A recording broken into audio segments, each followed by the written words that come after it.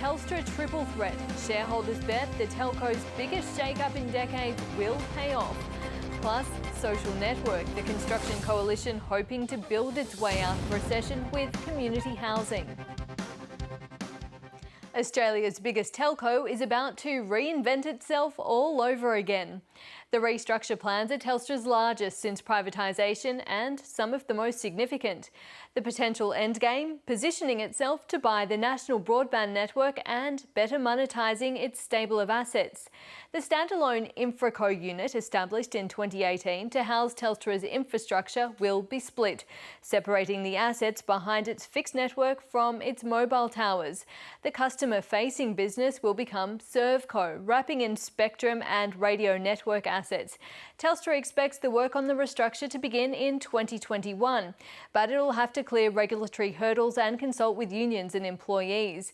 It comes just over 2 years after the telco announced 8,000 job cuts in its last strategic overhaul. Telstra boss Andy Penn joined me. Andy Penn, welcome to The Business. Thanks, Alicia. Great to be here. What's the rationale behind splitting off InfraCo? Oh, look, it's part of what we've always talked about as part of our strategy, which is ultimately to set up InfraCo as a separate business unit. And the reason we're doing it is because to provide transparency of our infrastructure assets, which have become very valuable in the current environment, to help us operationalise them more efficiently and ultimately to give us optionality in the future through monetisation and other transactions. When you say monetisation, are you talking about spinning off the businesses?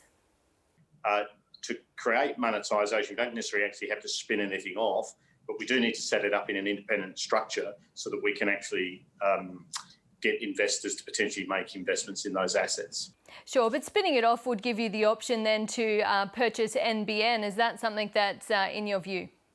Well, that's a scenario that could play out in the future. I mean, and I've always been very transparent that one of the reasons for setting up InfraCo has been to create that optionality. I mean, candidly, I'm not expecting that to be a scenario that happens in the short or near term, but what this does is it creates a structure for future management teams to make that sort of decision if it's a relevant decision to make at the time. Do you think the NBN would be a good buy, though, given the fact that some have argued that the 5G network would simply supersede it, and of course the infrastructure itself has come under intense criticism? Well, I don't agree that 5G will supersede the NBN. I think the thing about telecommunications technology is it's always evolving and you always have to continue to invest in it. And so and NBN have announced that recently. I mean, obviously they've rolled out the technology, but like any other telco, they will need to continue to invest in it and upgrade it. And ultimately, given the massive demand for data that the digital economy is driving, we need all technologies to work. We need 5G, we need satellite, we need fixed, we need the NBN, we need Telstra, we need our competitors. We need that telecommunications technology. And that's why I think looking at the policy settings and the whole framework around the telecommunications sector now is a really good time to do that. You've seen falling profits for the last 3 years and the dividend has come down for the last 2. Why should investors stick with you on this strategy? Well, the fundamental reason that our profits have declined is that the implementation of the NBN has meant that about $3.5 billion of recurring EBITDA has been progressively transferred from Telstra. That's the bottom line. And, $3.5 billion EBITDA, that's probably more than most companies in Australia make. Probably not many companies outside the top 20 that even get anywhere near $3.5 billion of EBITDA. So replacing that is incredibly hard. And so, of course, our profits have come down during that period. But the good news is we're now through the most of that and through most of the migration to the NBN. And as we announced today, we can see our profits start to turn in 2022, which is the next financial year. And we can see the light at the end of the tunnel, and we're very excited about the future. Well, when you're looking at that light at the end of the tunnel, how confident are you that you're going to reach that target of 7.5 to 8.5 EBITDA to ensure the dividend, which is currently on pretty shaky ground, it seems? Well, I can assure you we're doing everything that we possibly can to pull all the levers to get in that range, because we know how important it is to shareholders. We've upgraded our outlook in terms of our ROIC for FY23 to around about 8%, and that would absolutely get us into that range if we can deliver that. You've said that this is the biggest restructure since privatisation and one of the most significant. In the T22 restructure, 8,000 jobs were set to go. How many jobs, if any, are going to be lost this time? Well, this is an announcement of any new job reductions. There's none that flow from this. We are 75% of the way through our T22 program. We paused any further related job impacts in recognition of the uncertainty that the COVID period presented for our people. But we do need to come back to that. And so we will complete our productivity program for T22, but it hasn't changed. We're still targeting $2.5 billion in net cost out by the end of FY22, and that hasn't changed as a consequence of these announcements. Andy Penn, we appreciate your time. Thank you. While political brawls over climate policy continue in Canberra, most recently highlighted by Joel Fitzgibbon's resignation from Labor's frontbench, the business community is running its own race. Woolworths is the latest company to join the green movement, pledging to offset more carbon than it creates by 2050.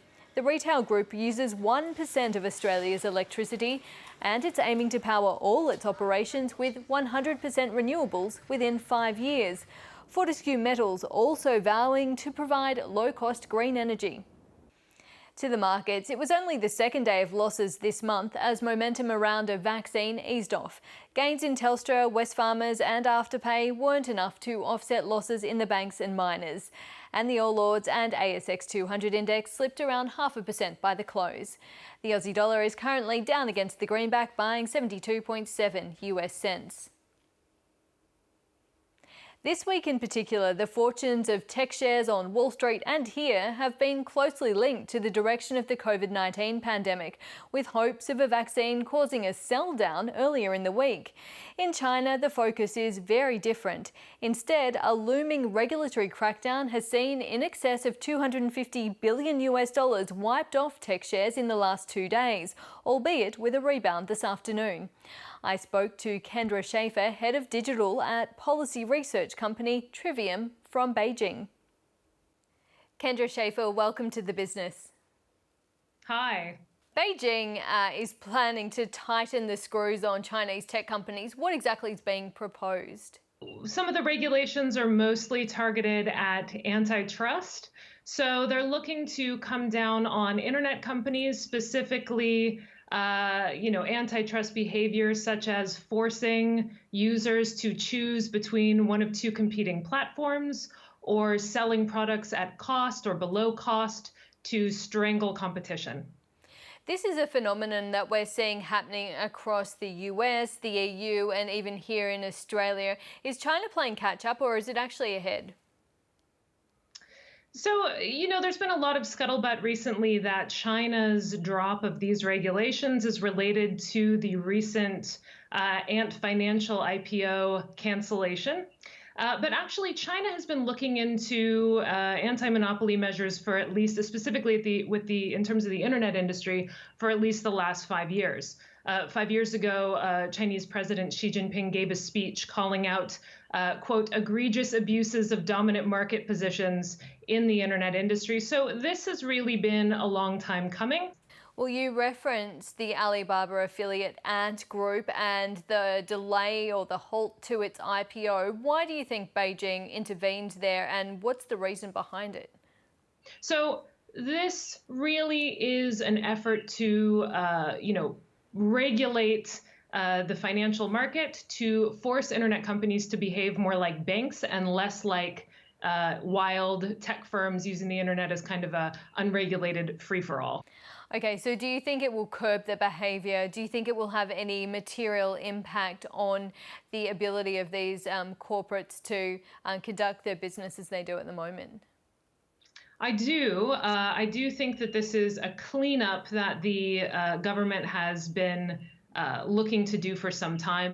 But what is maybe one of the most interesting things about this crackdown to me is that, Chinese tech companies tend to spread to sprawl across multiple sectors in a way that American or Australian tech companies don't. In other words, companies like Ally do everything from, have a dominant market position or a strong market position in sectors as diverse as bike sharing and movie production. So, this is going to curtail that kind of horizontal spread. Kendra Schaefer, we appreciate your insights. Thank you. Absolutely. Have a good day. US President-elect Joe Biden has promised $640 billion of affordable housing for Americans over the next 10 years. Here, we're in the middle of an enforced experiment, allowing vulnerable people to fill otherwise empty hotels to prevent the spread of coronavirus. It's a temporary measure in our hot housing market, but a more permanent fix could be around the corner. Daniel Ziffer reports. When Despina was in the private rental market, she didn't have enough money to eat. Very hard, very hard. I never have money for me. Now living in a community housing project in Springwood in Brisbane suburbs, her rent is capped at 30% of what she earns. I love it. Beautiful unit. I live in a palace here. The organisation that built the unit says our housing market is broken. Having a roof over your head is an absolutely life-changing thing. It allows you to just get your life in order and to get a job and to get education, to settle down your kids, and it allows you to actually participate in the economy. More than 116,000 Australians are homeless on a given night, and almost 500,000 pay more than 30% of their income in rent, putting their budgets into what is called housing stress. In the United Kingdom and countries like Austria and Finland, what's called social or community housing represent 1 in 5 of every new unit of housing built. In Australia, it's closer to 1 in 25. A broad coalition of anti-poverty groups, unions, construction industry bodies and the multi-billion-dollar heft of the industry super sector have come together to try to fix the problem. Leading the charge, Rod Ferring, a man who used to run one of the nation's biggest residential and commercial building companies, Australand, now called Fraser's Property Australia. He wants the amount of community housing built annually in Australia multiplied by 10. Housing is a sort of a pillar, if you like, around which health, well-being, wealth and opportunity is based. The federal government didn't give money to build social housing. It added $1 billion to a fund providing low-cost finance to organisations wanting to build it for them. That sounds like a lot, but our smallest major bank has committed $2 billion. In the US, President-elect Joe Biden has pledged almost $1 trillion over 10 years to increase the supply of affordable housing. The eye-watering figure is likely to spark debate about the need for more extensive and ongoing fiscal stimulus in developed economies like Australia. Well, we're not going to waste our time. The important thing is the opportunities are presenting themselves now. There is an opportunity to harness capital and apply it to a social good for an enduring long-term benefit. We've left housing to the market. Our property prices have soared and we have among the world's highest levels of household debt. Building social housing won't solve homelessness or housing stress overnight, but it will help drive a construction sector floundering as migration dries up.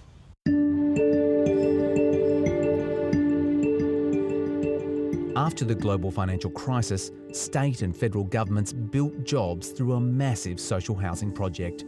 The sector says spending $7 billion now could build 30,000 properties, renovate 100,000 more, and create 60,000 jobs over 4 years. You've got money left over to put food on the table, to buy school books, school uniforms, and just live your life. More than that, it allows residents to build their own lives. It's changed my life so much. I'm alive. I can do things now. Daniel Ziffer there. And that's all from The Business. For more on those stories, you can go to our website or you can catch up with the program anytime on iView. I'm Alicia Barry. Good night.